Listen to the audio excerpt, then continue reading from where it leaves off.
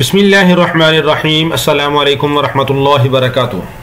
آقائے نامدار خاتم الانبیاء حضرت محمد الرسول اللہ صلی اللہ علیہ وسلم کا فرمان عالی شان ہے، مسکین وہ نہیں جو لوگوں کے ارد گرد گھومتا رہتا ہے اور لوگوں سے مانگتا رہتا ہے، 2 لقمے یا 1 لقمے یا 2 کھجور یا 1 کھجور لے کر واپس چلا جاتا ہے۔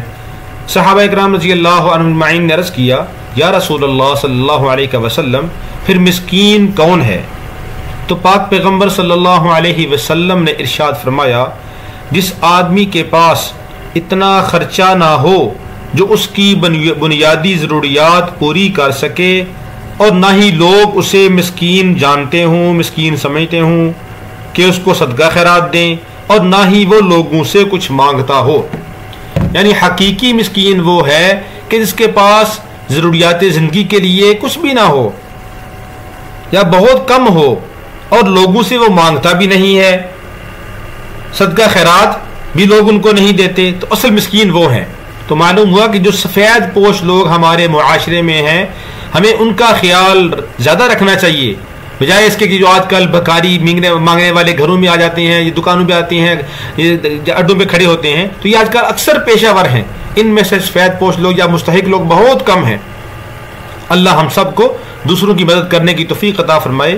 تو اس وقت ہمارے ملک پاکستان کے جنوبی پنجاب میں، سندھ کے اندر بہت سارے گھرانوں سے ایسی درخواستیں ہمیں موصول ہو رہی ہیں کہ جہاں پر پانی کی بہت قلت ہے، پانی نہیں ہے، صاف پانی مہیا نہیں، ان کو بیچارے لوگ پانی کو ترستے ہیں، تو وہاں پر ہم نلکے لگوانے کی کوشش کر رہے ہیں۔ یہ بھی الحمدللہ ایک نلکا لگوایا ہے ہماری ایک باجی فرمین صاحبہ ہیں UK انگلینڈ سے، ان کے بیٹے ہیں بھائی احسان خان، تو انہوں نے اپنے بیٹوں کے لیے، اپنے امان خان اور عباس خان، یہ ان کے لیے بطور صدقہ جاریہ کے یہ نلکا لگوایا ہے۔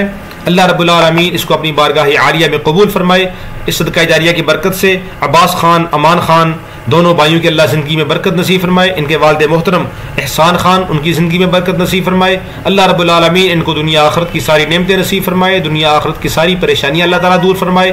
اللہ رب العالمین ان کے دادا جان اور ان کی دادی جان کی زندگی میں برکت نصیب فرمائے۔ اللہ رب العالمین دنیا آخرت کے اندر کامیابیاں عطا فرمائے، نیک بنائے، والدین کا فرمان بردار بنائے۔ اللہ ان کی تمام جائز مرادوں کو پورا فرمائے۔